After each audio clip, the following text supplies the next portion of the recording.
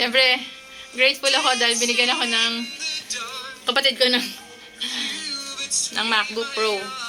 Pero alam nyo kung ano yung problema ko. Nahirapan akong gamitin siya ng walang mouse. So, binigyan na naman niya ako ng mouse. IT kasi yung aking kapatid na si Huna.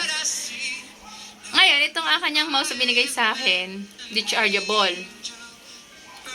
So, sabi niya sa akin, pindutin ko lang daw to para mag-on. Ayan. Tapos, pipindutin ko daw yung Bluetooth dito, somewhere here. Dito, nakalagay daw yung Bluetooth sa bandang taas.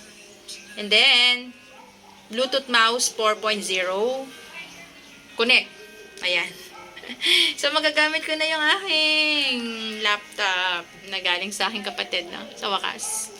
Noong nakaraan, ang binigay niya sa akin to, problema din ako. Sabi ko, hindi ko kayang gamitin yung system ng MacBook. So, ang ginawa niya, pinalagyan niya ng Windows, yun. Kaya sabi niya sa akin, ang hirap mo regaluhan, ng laptop, Ang daming complain from the system hanggang sa gamit. Chan. Pero lately, sabi ko sa kanya, problema ko dyan, ayoko nung kanyang keypad. Naliliitan ako. Para kasi gusto ko yung talagang keyboard nung nabibili sa, yung traditional, yung conventional keyboard. Parang pak. Wasa ka na. Hindi kasi magaan yung kamay ko sa pagta-type. No, hindi talaga magaan. Usually nag-type ako minsan. So anyway, bibigyan niya daw ako ng connector. Pinabibigyan niya akong connector. So upon checking, it cost 4,500. So sabi ko, I don't want to buy connector. Sabi niya, sige, bigyan natin ng connector. Ang demanding ko, no? Anyway, sabi ko nga kanina, that's the perks of being ate. It feels good to be spoiled to your younger sisters and of course to my kuya, no?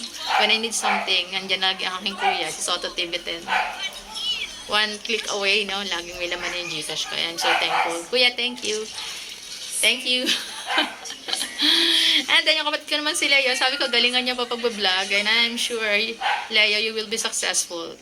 Even though it's not today, I am pretty sure tomorrow you will be successful. Kaya galingan mo para one click away ulit. Okay, I'm so happy for you guys, for my brothers, and of course to all my sisters na mga dalaga at binata. They are all now, basta, I am so happy for all you guys. For all of you guys, I'm so happy. Congratulations, and of course, thank you for all the gifts, no? From cash to material things, thank you for everything. O baka gusto nyo na rin pag-aralin ng college yung mga anak ko. That slots, those slots, 3 slots are open for scholarship, for sponsors rather, for sponsors. Yan, nalaglag na yung cellphone ko. Ang harot no? Anyway guys, thank you for your time with me.